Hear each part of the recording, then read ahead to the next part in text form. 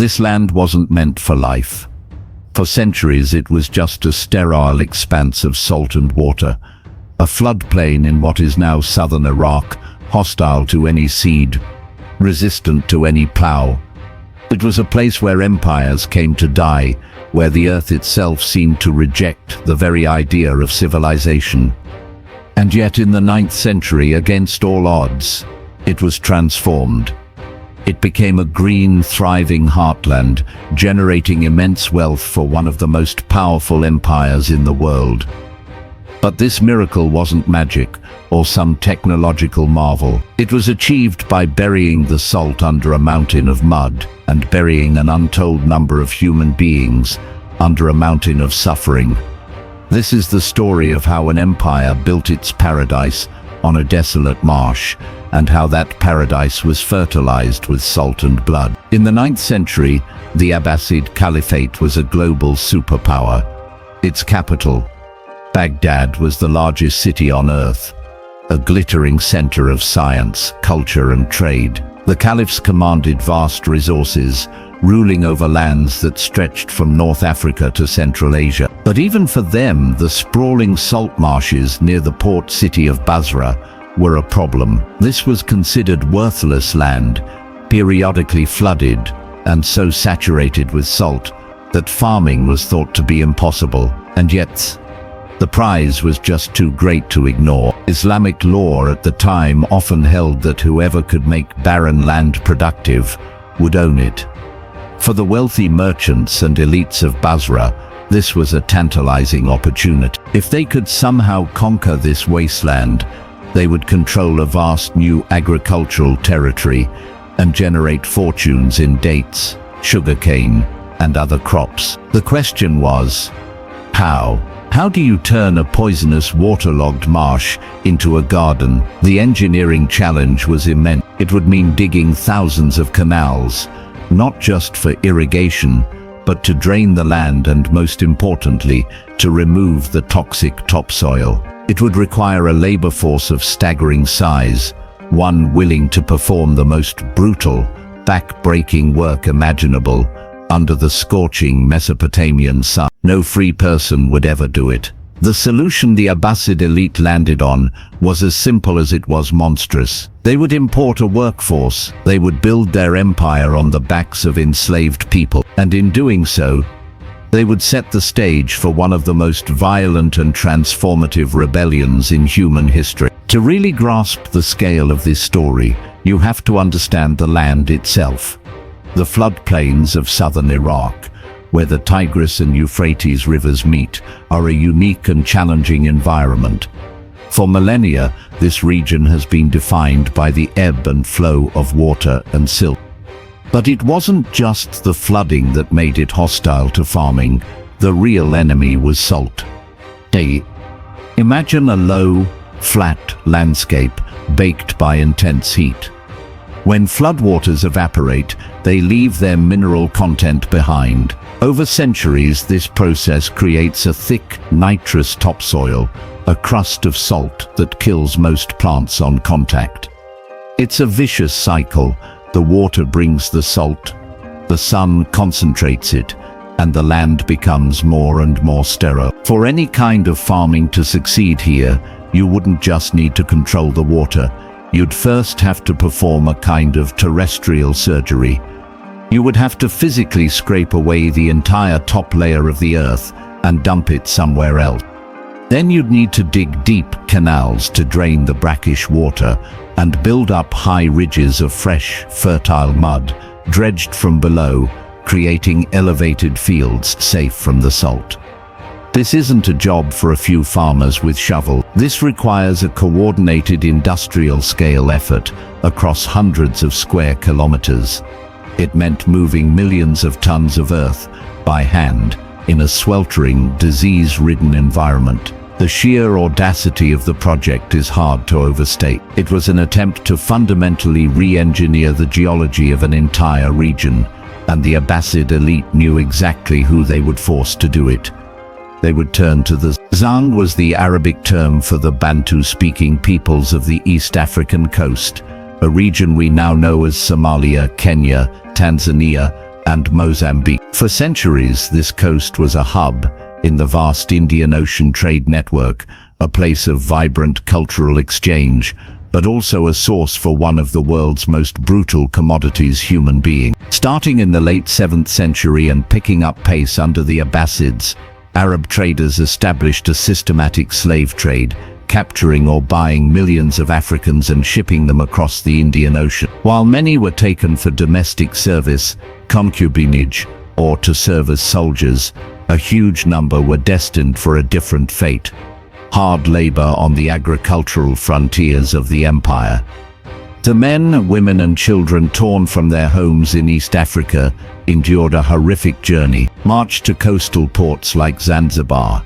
They were packed into ships and sent to markets in the Middle East, particularly to the bustling port of Basra. Here they were sold to the wealthy magnates who had claimed the salt marshes. Their new life was one of unimaginable cruelty. The Zanj were organized into large work camps, some holding between 500 and 5,000 people. These weren't communities, they were human warehouses. The enslaved were given minimal shelter from the elements and biting insects. Their food rations were meager, just enough to keep them alive and working. Overseers used whips and violence to enforce a relentless pace. They weren't treated as people, but as expendable tools. Human earth movers whose only purpose was to reclaim the land. They were there to dig, to haul, and when their bodies gave out, to be replaced. The work itself was a special kind of hell. Their primary task was to clear the nitrous tops hour after hour, day after day.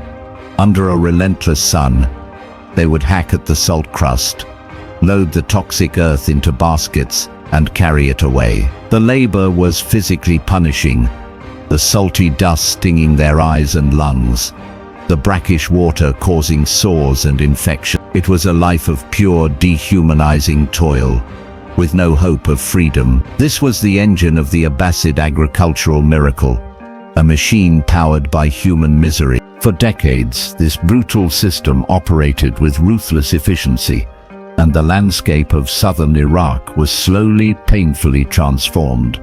Recent archaeological work using techniques like high-resolution satellite imagery and advanced dating methods has revealed the breathtaking scale of what the Zanj had built. Researchers have mapped a sprawling network of thousands of agricultural ridges and irrigation channels covering hundreds of square kilometers. It was a sophisticated and systematic process. First, gangs of Zanj would dig wide canals to drain a section of marshland. Then came the most grueling part, removing the salt-caked topsoil. Once the sterile earth was gone, another set of canals would bring in fresh water from the rivers. The rich, wet mud, dredged from these new canals, was then piled high to create long, linear ridges of fertile soil, elevated above the salt. On these ridges, crops could finally grow. Scientific dating of these structures provides the physical proof, linking this incredible feat of engineering directly to the enslaved laborers.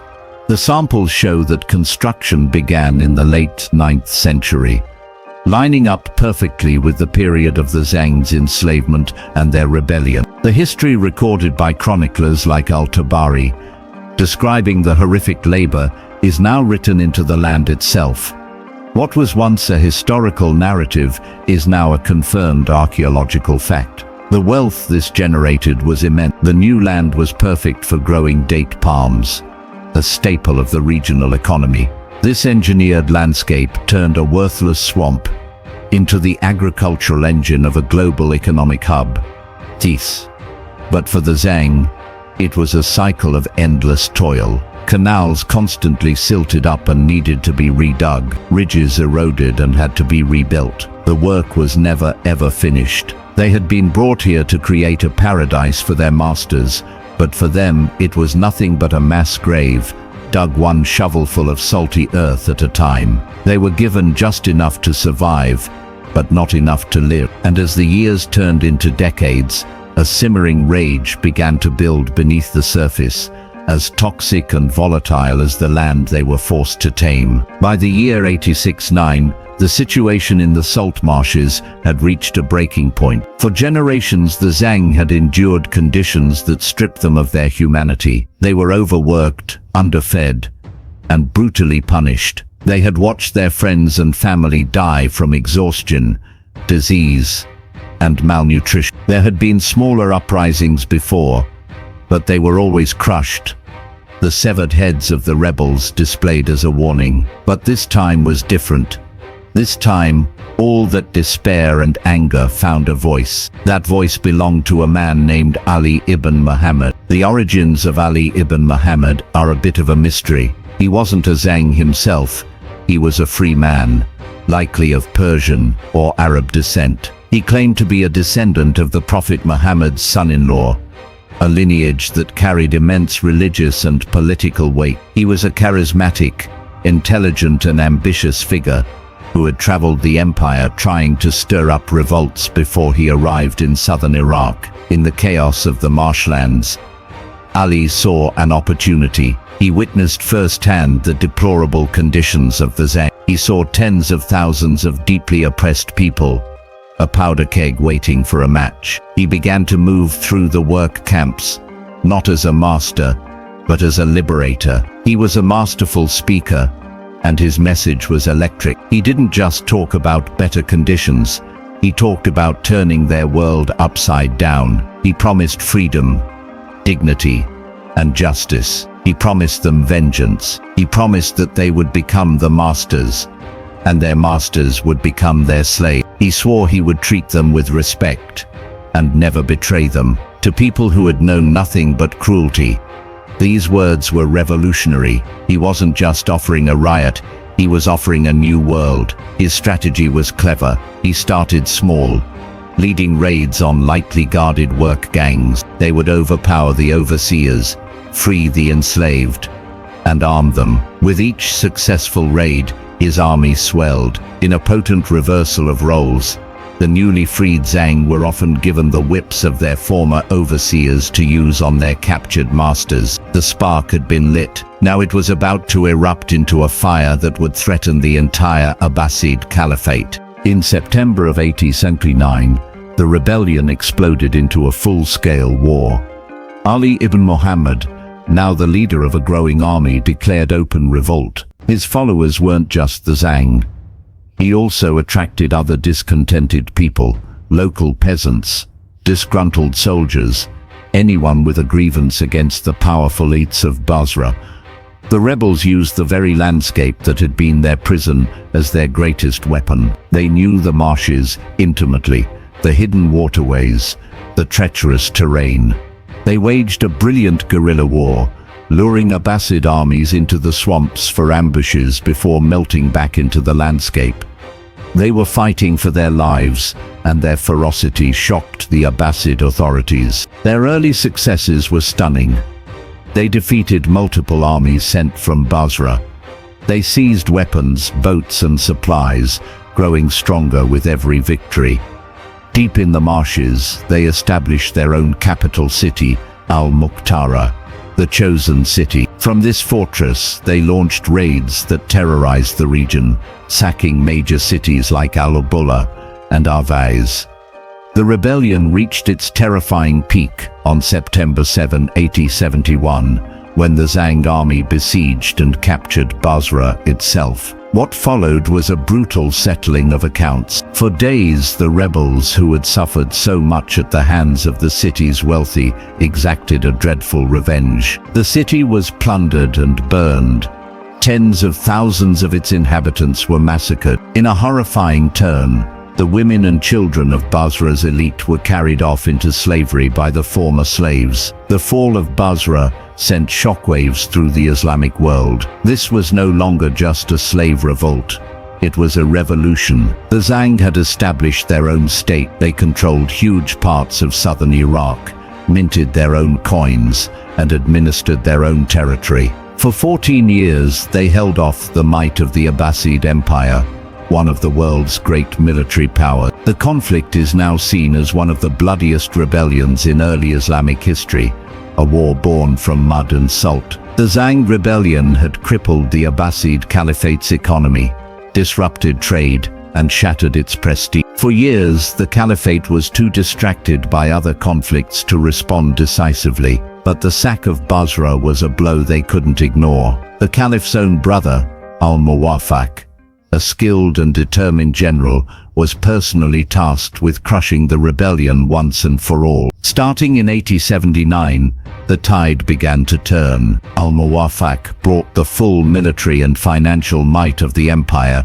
against the rebels. He assembled a massive army and began a slow, grinding campaign to push the Zanj back. It wasn't easy. The Zanj fought with incredible tenacity for every inch of their territory. First, he used his superior numbers to methodically surround the Zanj heartland, building fortifications and cutting off supply lines, pushing them back until they were contained within their capital, al-Muwaffaq. The siege began in early 8081 and would last for more than 2 grueling years. Second, and perhaps more effectively, al-Muwaffaq used psychological warfare. He offered generous terms and amnesty to any rebel who surrendered. For many of the Zanj, who had been fighting for over a decade, the promise of a pardon was a powerful incentive. The rebellion's unity began to fracture as the constant pressure took its toll. Ali ibn Muhammad, the man who had ignited the revolution, was killed in the final battle. His head was cut off and displayed on a pike, a grim symbol of the Caliphate's restored authority. The 14-year war was over. While it's impossible to know for sure, historical estimates suggest the death toll was in the tens, if not hundreds of thousands. Cities were ravaged, irrigation systems were destroyed, and the rich agricultural land they had all fought over was left devastated. The end of the rebellion in 83 wasn't the end of the story. While the rebel state was erased, the system that created it endured. In fact, some archaeological evidence suggests something startling, that the use of forced labor in the marshes continued and perhaps even intensified in the centuries that followed. This indicates that the economic logic of the project remained, even after the revolt was crushed. The business of building an empire on the backs of the oppressed continued. Al-Sarian. The legacy of the rebellion itself is complex. In its aftermath, it left deep scars on the region. Basra never fully recovered its former glory. The revolt's sheer violence also may have contributed to the hardening of negative stereotypes against black Africans within the medieval Islamic world. Al-Sarian. The legacy of the Zanj people themselves is one of profound resilience. Their history has often been reduced to a footnote, but they were not just victims, they were agents in their own story. Their labor fundamentally reshaped the landscape of southern Iraq. Their 14-year rebellion stands as one of the largest slave uprisings in world history, a powerful testament to their will to resist dehumanization. Today, a distinct community still lives in and around Basra, with many tracing their heritage back to the Zanj, a living link to this tumultuous history.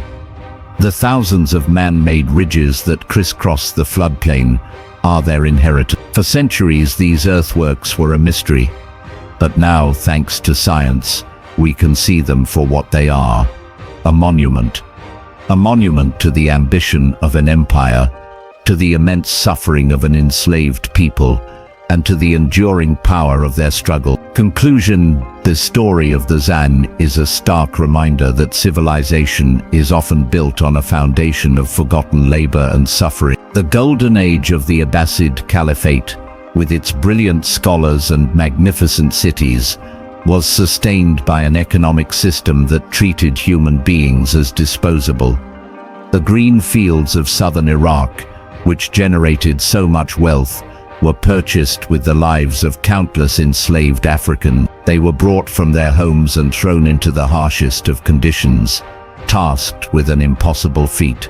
They were meant to be an invisible engine of prosperity, but they refused to be silent. For 14 years, they waged a war that shook an empire. They fought for their freedom and their dignity. They ultimately lost their war, but they won a place in history. It's a story of oppression and resistance, of cruelty and courage. It's the story of how an empire was built on salt and blood, and how the people crushed beneath it rose up to reclaim their humanity. It reminds us that beneath the grand monuments of history, there are always human stories we need to uncover, to learn from, and most importantly, to never forget.